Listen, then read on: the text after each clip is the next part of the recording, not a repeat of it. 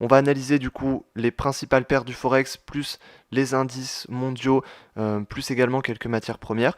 Et on va commencer du coup par le Forex et donc par les paires principales, donc les paires majeures sur le Forex. Donc ici, sur l'euro-dollar, on voit qu'on avait eu un fort mouvement sur l'euro-dollar.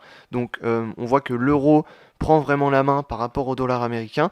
Et ce qui est important ici, et ce qui est assez crucial, je pense, et ce qui est important à voir, c'est que on commence à sortir de cette tendance baissière qu'on avait depuis plusieurs années. C'est-à-dire que ici, depuis mi-2018, on était dans une tendance plutôt baissière ici, donc on était vraiment dans cette baisse, donc à l'intérieur, on était sous cette grande droite de tendance, on était sous des niveaux de résistance à chaque fois, et ici finalement, on franchit donc cette droite de tendance, donc ça c'est plutôt intéressant, mais on franchit également des niveaux de résistance importants, et en plus de ça, on le fait pas lentement, mais on le fait de manière marquée. C'est défini, c'est assez fort, ça va assez vite, c'est assez marqué, et donc ça c'est intéressant.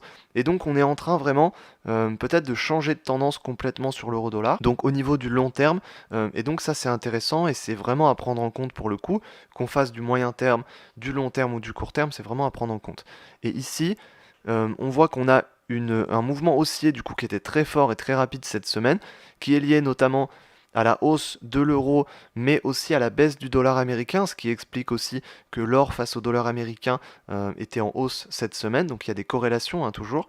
Donc ici, on était très haussier sur l'euro-dollar, et puis donc on a franchi des niveaux de résistance importants, on a franchi la droite de tendance importante, donc à mon avis, on pourrait partir plus à la hausse ici.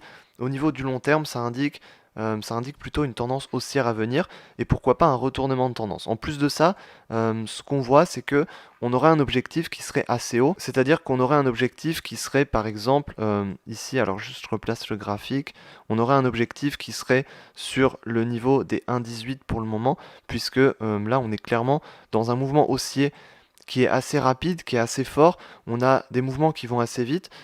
Et donc c'est plutôt intéressant. Je pense qu'on a vraiment quelque chose d'intéressant sur l'euro-dollar qui peut être non seulement à court terme, comme on a eu cette semaine où on a eu des mouvements très rapides, mais je pense qu'aussi à moyen terme et à long terme, ça peut être très intéressant parce qu'on peut viser justement des niveaux plus hauts ici, comme le niveau des 1,18. Et là, on a un retournement qui peut arriver sur le moyen et sur le long terme. Et donc c'est intéressant aussi si on fait du court terme parce qu'on aura des mouvements qui vont être très rapides, qui vont être vifs, où on aura de la volatilité. Donc tout ça c'est vraiment intéressant et je pense qu'on peut avoir vraiment des bonnes opportunités sur l'euro-dollar. Il y en a eu cette semaine et je pense qu'il y en aura encore. Puisque à un moment donné on aura bien une correction aussi et sûrement si on a une correction ça peut aussi être des très bons niveaux d'achat pour profiter d'une possible tendance haussière qui pourrait arriver. Et puis l'objectif pour l'instant, à mon avis, ce serait vraiment le niveau des 1,18 pour le moment. Et donc ce niveau des 1,18, c'est un niveau de résistance important ici dans le passé. Et donc il y a encore de la marge, à mon avis, pour qu'on atteigne ce niveau-là. Donc on va rester plutôt haussier sur l'euro-dollar, que ce soit à court terme, à moyen terme, à long terme. On est vraiment plus orienté à la hausse. Et on peut avoir vraiment un retournement de tendance qui peut être intéressant. Donc on va passer au GBP USD. Et donc sur le GBP USD, donc livre sterling face au dollar américain. Ici, on était plutôt haussier du coup. On voit qu'on est parti plutôt à la hausse. On a atteint un niveau de résistance ici, donc qui était assez intéressant finalement. On a cette mèche ici, donc ce plus haut. Mais finalement, on avait un niveau aussi qui était intéressant puisque c'est un niveau sur lequel on avait rebondi. Un niveau ensuite qu'on avait cassé, puis ensuite on avait rebondi dessus. Donc on est plutôt à la hausse sur cette paire, on est plutôt orienté à la hausse. Et donc je pense qu'on pourrait continuer à partir à la hausse. On est moins haussier que sur l'euro-dollar, mais on est quand même toujours plutôt haussier. On voit que cette semaine, on a quand même eu des mouvements plutôt haussiers.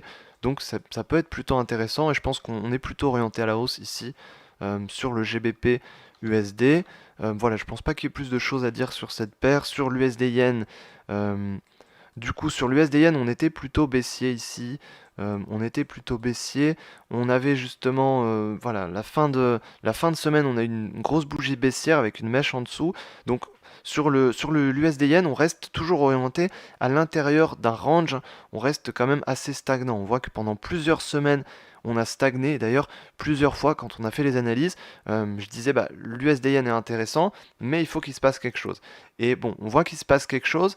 Euh, ça me paraît pas encore être vraiment très très intéressant ici, puisqu'on reste quand même au-dessus de ce niveau de support. Alors, ce qui est bien, c'est qu'on est venu, enfin bien ou pas, c'est qu'on est venu tester le niveau le plus bas. Donc on est venu tester 105, 105.5 ici, quasiment 105.6. Donc on est venu tester en dessous, mais finalement on a clôturé au-dessus.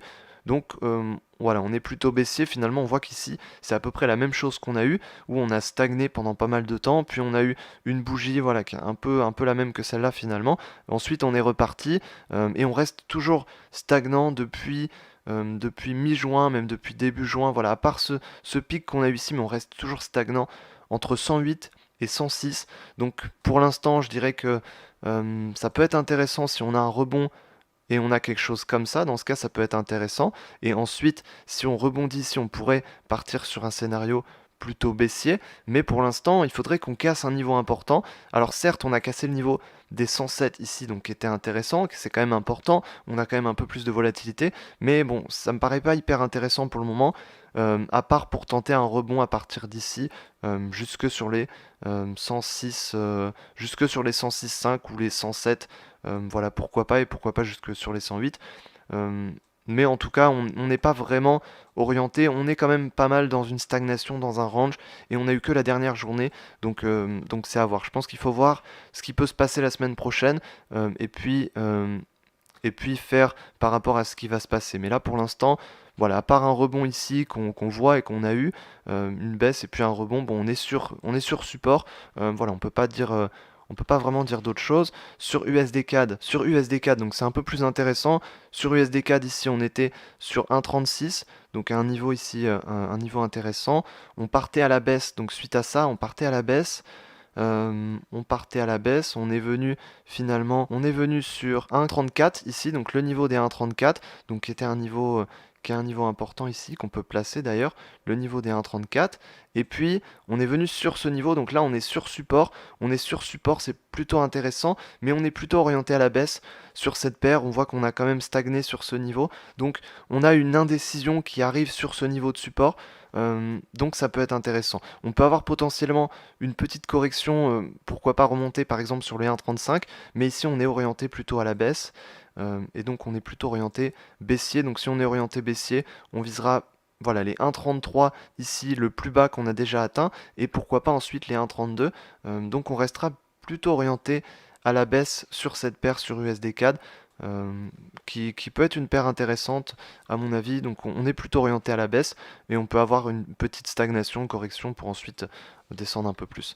Voilà sur l'USD CAD, sur AUD USD. Donc sur AUD USD ici on était haussier, donc pareil on a eu un mouvement haussier, on a franchi un niveau de résistance qui était assez important ici, donc qui est le niveau des 0,70, qui était un niveau en plus psychologique, donc c'est assez intéressant. Là on est sur les 0,71, donc on pourrait partir plus à la hausse, et là on est orienté à la hausse. De toute manière, euh, depuis fin mars, début avril, on est plutôt orienté à la hausse sur cette paire. Et ce qui est intéressant, c'est que sur le long terme et sur le très long terme, on est plutôt orienté baissier. Mais on peut potentiellement, si on continue à la hausse, on peut potentiellement partir dans une tendance plutôt haussière et marquer vraiment un retournement de tendance à la hausse. Donc ça peut être intéressant. Donc ici, en tout cas, on pourrait voilà, partir plus à la hausse. On voit que on a franchi les niveaux de résistance importants. On est parti ici sur un nouveau niveau, donc sur les 0,71. On marque une petite correction, un début de rebond potentiel. Donc on resterait orienté à la hausse sur AUD-USD, qui peut être une paire qui peut aussi partir à la hausse de manière intéressante. Sur NZD-USD, on est un peu sur le même cas de figure finalement, on a à peu près le même mouvement ici, on aurait quelque chose comme ça qui peut se passer, puisqu'on était plutôt orienté à la baisse sur le long terme ici, et ensuite on pourrait partir plus à la hausse à partir d'ici, donc à partir des 0,665 à partir d'ici, on voit qu'on a un début de rebond, donc on pourrait partir un peu plus à la hausse, ici on serait plutôt orienté haussier sur NZD-USD, sur USD-CHF. Ici, donc sur USD-CHF, bon là sur USD-CHF, on était plutôt baissier à partir d'ici, on était sur un niveau de support, on était du coup légèrement baissier, j'avais dit que on était plutôt légèrement baissier, qu'il y avait plus de potentiel à la baisse. Ici clairement, la paire elle est tombée, on est parti directement à la baisse, on a eu un fort mouvement, baissier, donc qui était intéressant, et on est venu sur le niveau le plus bas. D'ailleurs, il me semble que j'en avais parlé la semaine dernière et j'avais dit que c'était un objectif important, ce niveau plus bas ici, mais habituellement, voilà, ça peut mettre plus de temps pour qu'on atteigne un niveau comme ça. Là, c'était vraiment très rapide, donc c'est intéressant, c'était un mouvement très rapide, très fort. Donc là, on est sur un niveau de support, hein, quasiment. Voilà, le niveau exact, ce serait le bout de cette mèche ici. Et là, clairement, on a un mouvement baissier qui est très fort et qui pourrait continuer. Maintenant, voilà, quand on a des mouvements comme ça, on peut avoir des corrections qui arrivent. Donc si on a une correction, on viendrait peut-être sur le niveau des 0,925 ici, donc sur ce niveau, et ensuite sur les 0,93. Donc à mon avis, on pourrait avoir une correction qui arrive parce que là, on a un mouvement qui était vraiment très fort, vraiment très rapide, mais on n'est pas encore en fin de mouvement à mon avis, et donc on pourrait partir plus baissier encore à mon avis, il y a encore du potentiel je pense. Je pense qu'il y a encore du potentiel. On voit que dans le passé, on était déjà arrivé sur des niveaux aussi bas que ça, même beaucoup plus bas. Donc on a encore du potentiel à la baisse.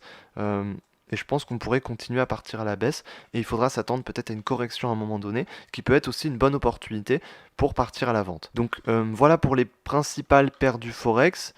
On va faire le tour des indices et puis ensuite on verra les autres paires, donc tout ce qui est paires mineures et paires exotiques dont on avait déjà parlé pour faire un suivi. Avant ça, on va juste parler des indices. Donc sur les indices, sur le S&P 500, on était plutôt haussier, on était sous résistance ici, on voit qu'on a franchi la résistance, donc on a franchi cette résistance, on est parti un peu plus à la hausse. Finalement, on a réintégré, voilà, on reste toujours sous cette résistance, on a du mal à passer vraiment au-dessus pour l'instant, on a du mal vraiment à aller plus au-dessus, donc on est quand même plutôt haussier, mais sur la fin de semaine, on est quand même parti plutôt à la baisse, on est revenu sur des niveaux sur lesquels on était déjà venu, donc il y a plutôt du potentiel à la hausse au niveau du long terme, c'est-à-dire que on viserait clairement des niveaux comme ça, des niveaux sur les 3400, le niveau ici d'avant la crise du coronavirus, justement, le niveau de mi-février, donc c'était le niveau le plus haut à 3400. Ici, pour l'instant, on est toujours orienté sur cette tendance plutôt haussière, à viser ce niveau-là principalement. Euh, et donc sur le court terme, on n'y est pas encore, et sur le court terme, on voit qu'ici, on commence à baisser, on commence à stagner petit à petit. Au début, la hausse était très rapide, et puis ensuite, on a commencé à stagner à partir de mi-juin pour monter petit à petit par ici. Donc on pourrait stagner encore un peu plus pour, à un moment donné, partir plus à la hausse et viser les 3400. Ce qu'il faut voir, c'est simplement qu'on a un mouvement haussier depuis mi-mars qui a commencé ici, on a un mouvement haussier qui continue, et donc simplement il faut essayer de se placer dans ce mouvement haussier, donc trouver des points bas pour se placer dans ce mouvement haussier, pour ensuite profiter d'une hausse et du suivi de la tendance, de suivre la tendance, d'être vraiment dans la tendance, c'est ça qui va fonctionner. Et donc ici, voilà, on est dans une stagnation, peut-être dans une correction, on pourrait venir sur le niveau par exemple des 3160 ici, donc le niveau sur lequel le niveau qu'on a cassé ici, sur lequel on a rebondi, puis qu'on a cassé, puis sur lequel on est resté pas mal de temps. Donc on pourrait revenir dessus pour ensuite, pourquoi pas revenir tester le niveau de résistance et aller plus haut. Donc on est toujours orienté à la hausse, mais plutôt stagnant, plutôt baissier et stagnant pour le moment en tout cas. Donc ça c'était sur le S&P 500. Sur le Dow Jones ici, sur le Dow Jones, bon, on est à peu près sur la même chose sur le Dow Jones. On est plutôt haussier pour l'instant. On est sous résistance également. On est sous cette résistance et donc on est plutôt stagnant entre ces deux niveaux pour l'instant. Donc on restera plutôt haussier. Voilà, à partir d'ici, à mon avis, un bon niveau d'entrée, ça peut être le niveau le plus bas ici ou un niveau plus bas par ici, qui peuvent être des bons niveaux d'entrée pour ensuite viser ce niveau de résistance. Et ensuite ce niveau et puis ensuite le niveau le plus haut. Donc pour l'instant, je resterai plutôt orienté à la hausse sur le Dow Jones, on est un peu comme sur le S&P 500. Sur le CAC 40 ici, on était plutôt orienté à la hausse à partir d'ici, donc on a eu une hausse, on est pareil, sous résistance même encore plus que sur les indices américains. On est encore plus sous résistance que sur les indices américains. On est vraiment stagnant là entre ces deux niveaux. C'est beaucoup plus flagrant sur l'indice français. On est entre 48 et 50. Et donc ça peut être des bons niveaux d'achat quand on est sur des niveaux plus bas. On restera plutôt orienté à la hausse tant qu'on reste dans cette tendance.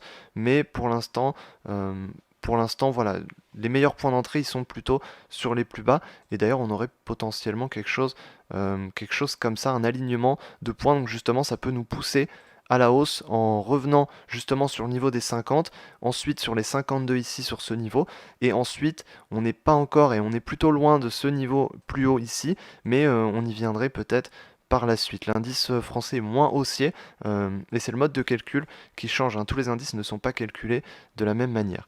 Et sur le DAX, du coup, le DAX qui ressemble plus pour le coup aux indices américains, le DAX qui ressemble plus aux indices américains, et donc on est plutôt haussier ici sur le DAX, et on était plutôt haussier, on a une correction ici qui arrive, on a une correction et on est toujours dans un alignement quand même qui est assez marqué ici, et donc on est toujours sur un alignement comme ça. Donc pour l'instant on n'a pas encore de cassure de cet alignement, mais on est quand même plutôt dans une correction. Les niveaux intéressants ici, ce serait plutôt des niveaux plus bas, par exemple sur ce niveau. On aurait un niveau intéressant ici pour pourquoi pas partir sur un achat pour viser des niveaux de résistance. Donc des niveaux de résistance qui seraient ici, hein, le plus haut. Pour l'instant, ce serait cet objectif. Donc, on serait plutôt orienté à la hausse. Également, sur l'indice allemand, on est également plutôt haussier. On a une correction qui est un peu plus forte quand même, donc à surveiller. À surveiller que ce soit bien une correction et qu'on ait un rebond. Et à partir du moment où on détecte un rebond, on pourrait repartir à la hausse. Pourquoi pas se positionner à l'achat pour viser des niveaux plus hauts qui peuvent être intéressants. Donc voilà pour les indices américains et européens. C'est vrai qu'on a parlé des indices européens américains. On n'a pas parlé du Nasdaq. Le Nasdaq est un indice un peu particulier en ce moment, puisque sur le Nasdaq, on est plus à la hausse que sur tous les autres indices. Ça se voit clairement. Le Nasdaq est poussé notamment par des actions, notamment comme Apple, Amazon, Tesla, Facebook, des actifs comme ça qui sont très haussiers en ce moment. Donc on est très haussier sur le Nasdaq. On est même sur des niveaux historiques sur le Nasdaq. On est clairement sur des niveaux historiques. D'ailleurs, c'est vraiment flagrant. C'est vraiment flagrant qu'on est sur des niveaux historiques et on est très haussier. On avait le niveau de résistance des 120 ici sur lequel on avait rebondi, puis ensuite qu'on a franchi. Et donc on a les 135 ici qui est un niveau important. On a les 135 qui est un niveau important, qui est un niveau de résistance ici. Et donc on a un mouvement haussier qui était plutôt très rapide. On a rejoint les 135 ici. Et là on voit qu'on a une correction qui arrive. Donc ça peut être potentiellement intéressant. Je pense qu'on aura une correction qui peut arriver à la moitié du mouvement. Je pense que on pourrait venir par exemple par ici sur 126, qui peut être aussi un très bon niveau d'achat, puisque ça peut être un très bon niveau d'achat pour profiter ensuite de cette tendance haussière qu'on a depuis longtemps déjà et qui s'est renforcée ces derniers mois. Donc on pourrait profiter de cette tendance haussière, soit par ici, pour viser le niveau des 135, 136, et puis ensuite, pourquoi pas battre un nouveau record historique sur le Nasdaq, et puis partir encore plus haut. On est déjà sur des niveaux historiques, on a déjà atteint des niveaux historiques il y a quelques jours, donc pourquoi pas repartir encore sur des niveaux historiques sur le Nasdaq. On pourrait tout à fait faire ça. Donc justement, pour profiter de ces niveaux historiques, c'est plus intéressant d'acheter bas et ensuite de vendre haut, et donc on pourrait profiter d'une correction ici pour ensuite se mettre dans le mouvement. On peut analyser aussi les matières premières, donc notamment le pétrole. On en avait pas mal parlé du pétrole. Alors sur le pétrole est plutôt intéressant je trouve, parce que sur le pétrole on a des mouvements plutôt haussiers finalement. On n'a pas énormément de volatilité, ce qui peut sembler justement pas très intéressant, mais justement ça peut être intéressant parce que on a des mouvements qui sont petit à petit mais à la hausse. On voit que depuis plusieurs semaines, on va petit à petit à la hausse à chaque fois. Alors on ralentit petit à petit, mais souvent à un moment donné, ça va partir directement dans un sens. Et ici, on a toujours du potentiel à la hausse. On est quand même sur 42, donc sur US Oil, donc sur le WTI. On est plutôt haussier, hein, toujours on est dans cette tendance vraiment plutôt haussière. On a tendance à ralentir sur le niveau ici des 42, mais ce qui est intéressant, c'est que quand on franchira un niveau de résistance, donc ce niveau de résistance en l'occurrence, le niveau des 42 et le niveau des 44, on pourra partir plus à la hausse, on pourra avoir une accélération du cours, pourquoi pas, et arriver sur les 50 et regagner les niveaux le plus haut. Je pense qu'ici, sur le pétrole, on a aussi On a aussi des niveaux qui sont intéressants à l'achat, finalement un peu comme sur les indices, puisqu'on a une chute vraiment importante en très peu de temps et donc à un moment donné, si on vise plutôt le long terme et le moyen terme, ça peut être intéressant. Si on vise le court terme, ici c'est pas forcément intéressant parce qu'on n'a vraiment pas assez de volatilité, à mon avis. Mon avis, on n'a vraiment pas assez de volatilité pour faire plutôt du court terme, mais par contre sur le moyen et le long terme, ça peut être intéressant. Il suffit d'un peu de volatilité qu'on franchisse un niveau de résistance à la hausse, ce qui pourrait vraiment arriver, et à mon avis ce qui devrait arriver, et dans ce cas on aurait vraiment quelque chose d'intéressant. Donc je pense qu'on a fait le tour par rapport à ça. On peut analyser aussi les paires mineures dont on parle habituellement. Donc sur EuroGBP, on en avait pas mal parlé. Sur EuroGBP, on était haussier, bon, à partir d'ici, on n'avait peut-être pas parlé récemment sur cette paire du coup. On avait le niveau des 0,90 ici, un niveau de support important, et là on est plutôt haussier. On est plutôt haussier. On voit que on a une tendance quand même plutôt haussière. On a des niveaux de support qui sont plutôt haussiers. Donc on est plutôt orienté à la hausse sur cette paire, sur EuroGBP. Voilà, on a peu de volatilité pour l'instant, mais on est plutôt orienté à la hausse. On avait parlé, il me semble, de GBP AUD. GBP AUD, on en avait parlé il y a pas mal de temps. GBP AUD ici, donc voilà, on est toujours dans cette tendance baissière qui ralentit petit à petit. On a un niveau de support ici qu'on a franchi, qui est devenu un niveau de résistance ensuite, et ensuite du coup on reste toujours dans cette tendance baissière, mais on ralentit quand même de plus en plus. Donc ça peut être intéressant pour faire du court terme. Après, pour faire un vrai suivi de tendance, pour l'instant, vu qu'on a une tendance qui ralentit, ça peut être intéressant, mais moins qu'avant du coup. Moins qu'avant. Euro AUD, on en avait pas mal parlé aussi.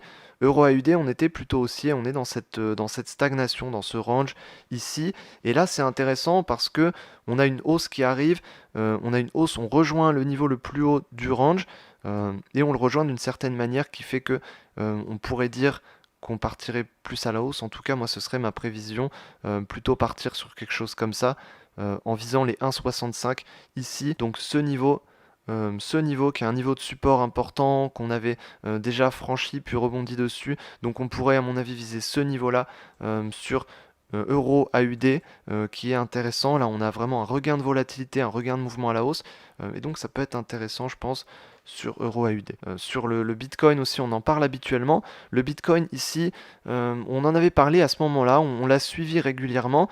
Ce qui s'est passé c'est qu'à chaque fois c'était pas hyper intéressant et c'était même de moins en moins intéressant. La semaine dernière j'avais carrément dit qu'on n'avait pas grand-chose qui s'était passé. Et là par contre cette semaine, on a un regain de volatilité. Cette semaine, ce qui est bien, c'est qu'on a eu un regain de volatilité sur beaucoup de marchés, sur quasiment tous les marchés. Pas énormément sur les indices par contre, mais sur le Forex, sur l'or, sur du coup le Bitcoin, sur des paires majeures, des paires mineures, sur le dollar et sur l'euro. Donc il y a eu pas mal de volatilité cette semaine. Et donc à partir d'ici, on avait un potentiel plutôt haussier au-dessus de 9000 et plutôt un scénario baissier en dessous des 9000. Donc finalement, on rebondit au-dessus des 9000. On rebondit au-dessus de 9000. L'objectif c'était les 9700, donc qu'on a atteint directement. C'était le scénario dont on avait parlé. Et donc on est sur les 9700. Ici, bon, on est redescendu un peu, mais on est venu le toucher avec cette mèche. Et là, du coup, ça marque vraiment une hausse qui peut arriver. Et si la hausse arrive, là, clairement, on a encore du potentiel. On a du potentiel jusqu'aux 10 000. Et ensuite, si on franchit les 10 000 et 10 500, là, on aurait du potentiel carrément jusqu'aux 12 000 et ensuite au-dessus. Donc là, c'est intéressant puisque je pense que le niveau des 9 000, c'était un niveau important. Si on passait en dessous, on déclenchait un scénario plutôt baissier. Ici, on n'est pas passé en dessous. Donc on ne déclenche pas un scénario baissier, par contre on peut peut-être déclencher un scénario haussier. Pour ça il nous faut ensuite des validations et voilà, il nous faut de la volatilité, des validations techniques aussi, mais ça peut être intéressant et on pourrait avoir un mouvement haussier pour viser les 10 000 dans un premier temps et ensuite plus haut si on franchit des niveaux de résistance importants. Donc voilà sur le Bitcoin. Il me semble qu'on a parlé du coup du Forex, de l'or, de l'argent, du pétrole, des paires majeures, des paires mineures, des indices américains, européens. On peut refaire un tour sur l'or ici, donc l'or j'en avais parlé, mais on peut refaire un tour sur l'or. Ici sur l'or simplement, on était très haussier, on était haussier il y a 2 semaines, j'en avais parlé, j'avais dit est-ce que l'or peut exploser à la hausse ou pas, et puis la semaine dernière j'étais encore haussier sur l'or, et finalement on est parti à la hausse sur l'or, on a même explosé à la hausse. on a explosé à la hausse, on voit que les premiers jours on était très haussier, ensuite les derniers jours on était toujours très haussier, hein, on peut pas dire qu'on était pas très haussier, clairement là on était très haussier, mais on était quand même un peu moins haussier que les jours d'avant, puisqu'on a notamment des mèches de chaque côté. Donc ça c'est intéressant aussi, c'est des détails, mais c'est le détail qui peut faire la différence. Donc on est plutôt sur le haut, on voit qu'on a déjà un mouvement fort qui est passé, mais à mon avis il y a encore du potentiel. Donc certes quand on a des mouvements forts comme ça et rapides, on a toujours des corrections qui arrivent, mais souvent les corrections arrivent quand on arrive sur un niveau de support ou de résistance. Il faut qu'on arrive sur un obstacle, et c'est-à-dire que le cours, quand il va partir très vite et très fort dans une direction, il va s'arrêter quand il sera face à un obstacle, quand il sera entre guillemets fatigué. C'est comme un coureur, quand il va courir, même s'il est fatigué, il peut aussi continuer à courir s'il est sur du plat. Maintenant, si on lui met un obstacle, bah, c'est à ce moment-là qu'il va s'arrêter. Et donc, ça fonctionne un peu de la même manière, c'est-à-dire que le cours a plus de chances de s'arrêter quand il y a un obstacle. Et ici, l'obstacle que je vois principal, c'est le niveau historique, le niveau historique qu'on a. Et le niveau historique, il est à 1920 ici, donc il est à 1920, 1921.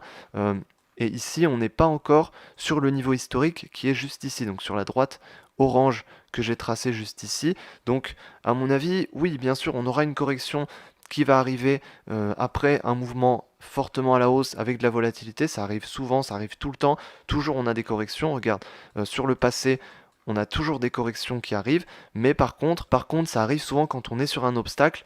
Et ici, l'obstacle, c'est le niveau historique, et c'est clairement un obstacle très important. Un niveau historique, c'est un des plus forts obstacles qu'on puisse avoir parce que c'est le plus haut. Si on va au-dessus de ce niveau, on est sur des records historiques jamais atteints dans l'histoire, finalement.